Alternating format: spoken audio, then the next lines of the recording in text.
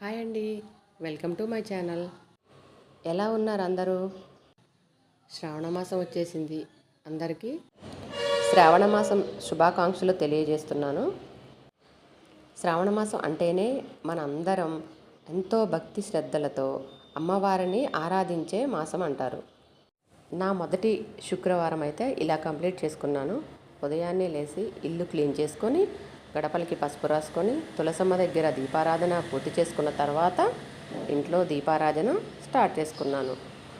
మొదటి శుక్రవారం కదా, అంతా హడావుడి ఏమీ లేకుండా సింపుల్గా అమ్మవారిని అలంకరించుకొని సంకల్పం చెప్పుకొని అమ్మవారి అష్టోత్తర శతనామావళి పూర్తి చేసి అష్టలక్ష్మి స్తోత్రం ఇలా కొన్ని శ్లోకాలు చదువుకొని సింపుల్గా అమ్మవారి పూజ పూర్తి చేసుకున్నాను.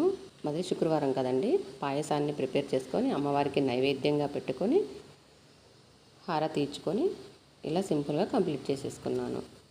ఈ పూజలో నేను అమ్మవారి కోసం స్పెషల్గా ఒక మాల ప్రిపేర్ చేశాను. మొదటి శుక్రవారం అమ్మవారి కోసం 1 రూపీ కాయిన్స్తో కాసుల మాల ప్రిపేర్ చేసుకున్నాను. ఇలా ప్రిపేర్ చేసుకున్న తర్వాత మాలకి గంధంతో బొట్లు పెట్టి కుంకంతో అలంకరించి అమ్మవారికి అలంకరించాను. ఈ మాల ఎలా ప్రిపేర్ చేయాలి అనేది నేను ఈ వీడియో లాస్ట్లో వివరంగా చెప్తాను. శ్రావణ మాసంలో వచ్చే మొదటి శుక్రవారం లక్ష్మీదేవిని ఆరాధించడానికి శుభప్రదమైన రోజు అంటారు. ఈ శ్రావణ మాసం దేవతలకి ఎంతో ఇష్టమైన మాసం అంటారు. అమ్మవారి కృపా కటాక్షాలు మనందరిపై ఉండాలని కోరుకుందాం. ఈరోజు మనం ఇంట్లోనే మన దగ్గర ఉండే 1 రూపీ కాయిన్స్తో అమ్మవారికి 1 రూపీ కాయిన్స్తో కాసుల మాల ఎలా తయారు చేసుకోవాలో చూసేద్దాం. చాలా ఈజీగా తయారు చేసుకోవచ్చండి. ఫస్ట్ అయితే మనం 1 రూపీ కాయిన్స్ని మన ఇంట్లోనే ఉంటాయి కదా, నేనైతే అమ్మ దగ్గర నుంచి ఈ కాయిన్స్ తీసుకొచ్చుకున్నాను. వాటిని శుభ్రంగా మనం క్లీన్ చేసుకోవాలి వాటర్తో.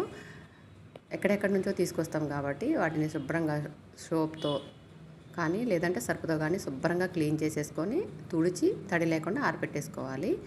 ఆ తర్వాత టేప్ ఉంటుంది కదా, టేప్ తీసుకొని మనకి ఎంతైతే లెంత్ కావాలో అంత లెంత్ మనం టేప్ని కట్ చేసుకొని ఆ 1 రూపీ కాయిన్స్ని ఒక్కొక్కటి మనం ఇలా సెట్ చేసుకుంటూ వెళ్ళాలి.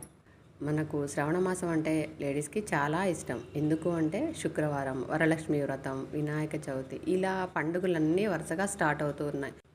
లక్ష్మీదేవిని ఎంత బాగా అలంకరించాలి అనేది మనకు రకరకాల ఆలోచనలు వస్తూ ఉంటాయి. అది తెద్దామా ఇది తెద్దామా అని.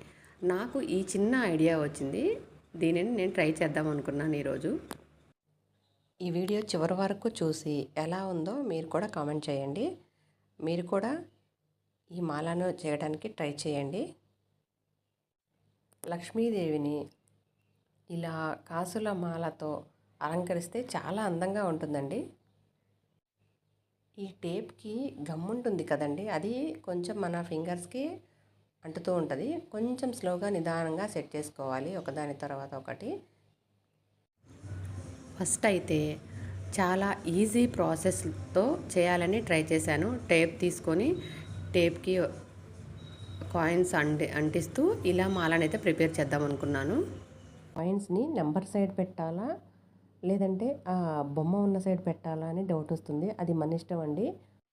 ఇలా 1 సైడ్ రెడీ అయిపోయిన తర్వాత నేను రెండో పక్కన కూడా రెడీ చేసుకున్నాను.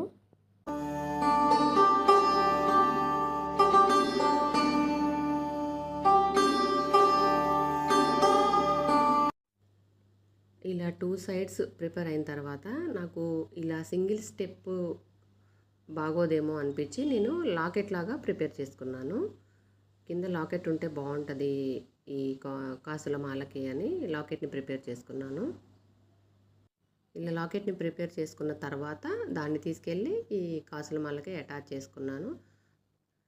తర్వాత ఒక థ్రెడ్ తీసుకొని ఆ చివర్లా మనం ఒక నాట్ వేసుకోవాలి. మన ఫోటోకి అటు సైడ్ ఇటు సైడు సేల్ ఉంటే దానికి తగిలించుకోవడం, లేదా ఉంటే దానికి స్టిక్కర్తో కూడా పెట్టేసుకోవచ్చు. ఫైనల్ అవుట్లుక్ అయితే ఇలా వచ్చింది. ఎలా ఉందో మీరు కూడా చెప్పండి.